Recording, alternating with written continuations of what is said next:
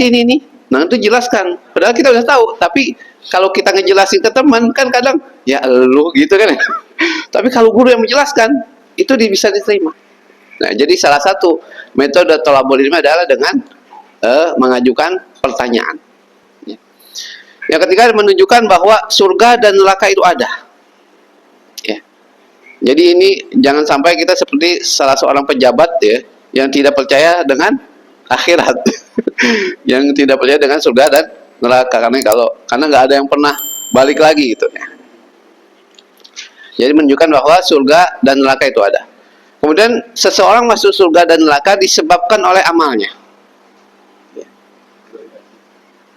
Bukan karena rahmatnya, nanti kita jelaskan.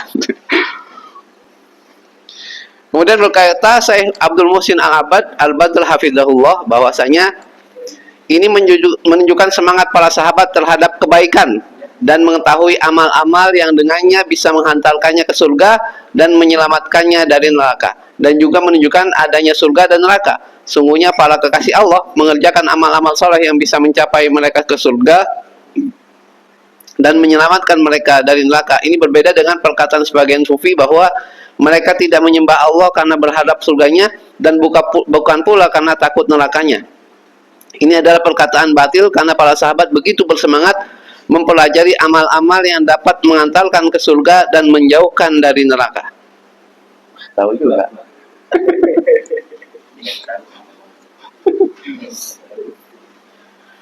Ya, jadi sahabat juga mengharapkan surga ya, dan juga mau dihindarkan dari neraka. Ya.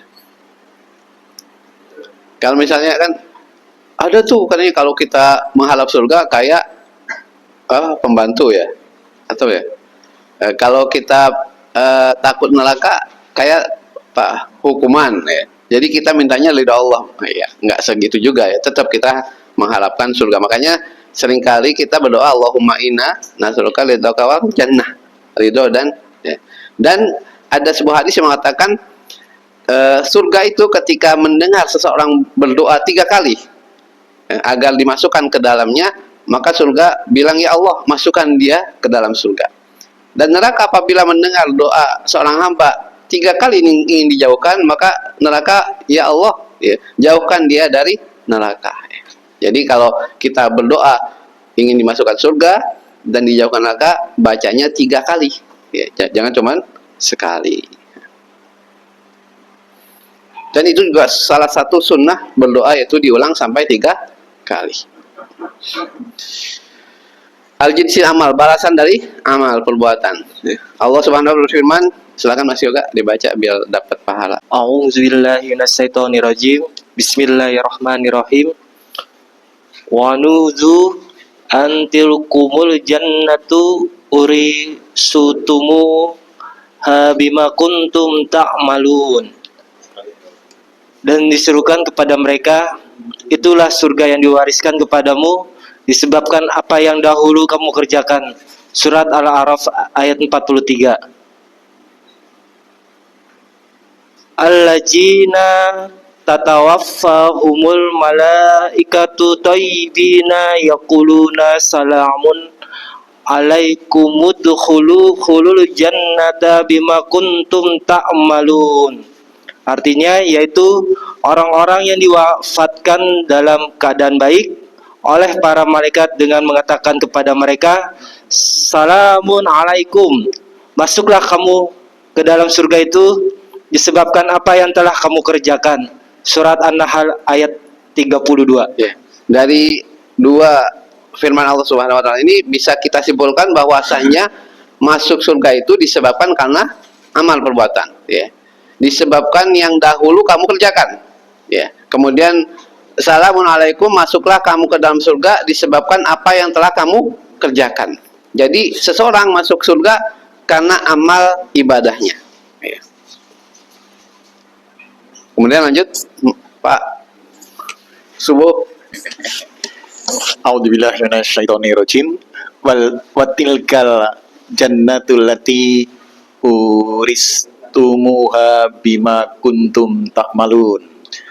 Dan itulah surga yang diwariskan kepada kamu disebabkan amal-amal yang dahulu kamu kerjakan. Quran Surat Al-Zukhruf ayat 72. Wa khuruin ka'amsali lu'lu'i ilmaknun jaya bima kanu ya'malun. Dan di dalam surga itu ada bidadari-bidadari yang bermata jeli, laksana mutiara yang tersimpan baik, sebagai balasan bagi apa yang telah mereka kerjakan. Quran Surat Al-Waqiah ayat 22-24. Nah, dari ayat ini juga bahwa bisa kita simpulkan bahwasanya itulah surga yang diwariskan kepada kamu disebabkan amal-amal yang dahulu kamu kerjakan. Jadi masuk surga disebabkan amal. Kemudian dalam hadis disebutkan sabda Nabi, la yudkhilul ahada minkum amaluhul jannah. Ya, tidak ada amalan seorang pun yang bisa masukkan ke dalam surga. Wala yujiruhu minan nar, dan menyelamatkannya dari neraka. Wala ana illa bi rahmatin minallah, tidak juga denganku kecuali dengan rahmat Allah.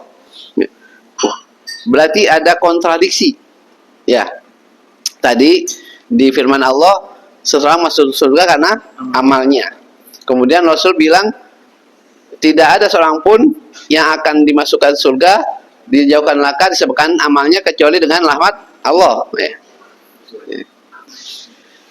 Kemudian dalam hadis yang lain, sungguhnya Abu Hurairah berkata, ia mendengar Rasulullah bersabda, la yadkhulul ahadu amaluhul jannah. Ya.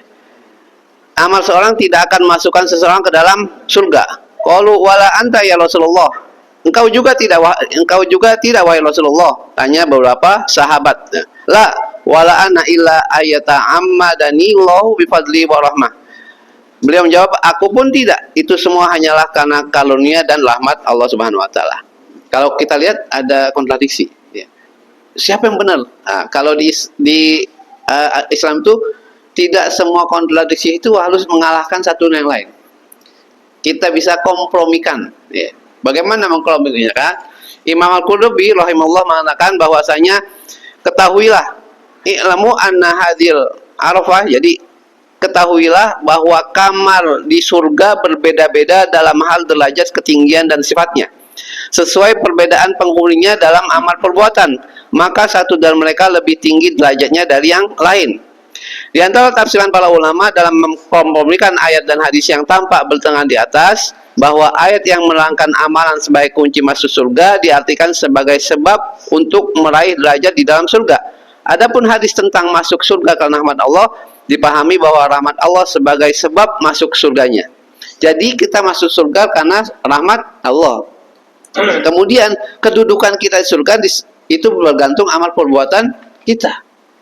Jadi kita mungkin semua masuk surga nih, tapi nanti di surga ada yang rumah istananya tinggi, ada yang di emperan, ada yang istananya banyak, ada yang bidadari banyak.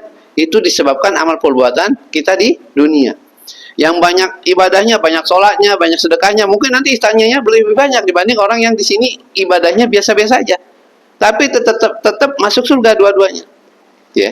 Tapi di surganya ada yang di klaster gitu. Ada yang di LSS gitu ya. Jadi gitu. Amal perbuatan seorang itu akan membedakan fasilitas di surga. Masuk surganya karena rahmat Allah Subhanahu wa taala. Dan Allah Subhanahu wa taala itu tidak akan memberikan rahmat kecuali orang tersebut patuh pada perintahnya. Contohnya gini. Kalau ada guru ya, kemudian ada murid, ada satu murid yang ketika dia perintahkan, diberi tugas dikerjakan dengan baik. Tapi ada yang murid yang balelo gitu ya, cuek ya. Kemudian kalau misalnya ada kesempatan, misalnya ada kesempatan dikirimlah apa, yang dipilih yang mana muridnya? Pasti yang tadi, yang setiap tugas dikerjakan. Yang murid balelo ini nggak dapat. Begitulah kita. Apabila kita menjalankan perintah Allah, ya, kemudian menjauhkan larangannya, insya Allah Allah akan sayang dan memberi rahmat pada kita, kemudian memasukkan insya Allah kita ke surga dan nanti di surga itu bergantung amal ibadah kita, fasilitasnya. Nah, itu cara mengkompromikan hadis-hadis atau ayat-ayat yang seolah-olah bertentangan. Paham? Fahimtum? Fahimna. Qala, kemudian Rasulullah SAW bersabda, Laqad sa'altu an azim. Sungguh engkau telah bertanya tentang sesuatu yang besar. Ya, jadi tadi Muaz bertanya, amalan apa yang bisa mendekatkan, memasukkan dia surga, menjauhkan ke neraka. Kemudian dijawab Rasulullah, sungguh engkau telah bertanya tentang sesuatu yang besar. Wa innahu la yasiru ala may yassarrahullahu ta'ala alaihi. Namun itu mudah bagi orang yang dimudahkan oleh Allah Azza wa Jalla di dalam melaksanakannya. Jadi perkataan Rasulullah ini menunjukkan bahwa manusia tidak berkuasa atas dirinya sendiri untuk menentukan surga dan neraka bagi dirinya. Ya. Jadi ada seseorang yang dimudahkan Allah Subhanahu wa taala. Rasulullah bersabda, "May yuridillahu bihi khairan yufaqihu fid din." Ya. Barang siapa yang Allah kehendaki kebaikan padanya, niscaya Allah akan jadikan ia paham dalam agama. Jadi teman-teman nih ya, yang menuntut ilmu agama, yang ngaji, ya, yang ikut taklim, itu alhamdulillah bersyukur. Itu tanda Allah Subhanahu wa taala menghendaki kebaikan pada diri kita. Yang mungkin ya tidak Allah berikan pada orang lain. Ya. Kesempatan kan sama, ya. Semua orang punya kesempatan untuk menuntut ilmu, untuk ngaji. Tapi kok kita yang mau? Berarti Allah menghendaki kebaikan pada diri kita. Makanya kita bersyukur.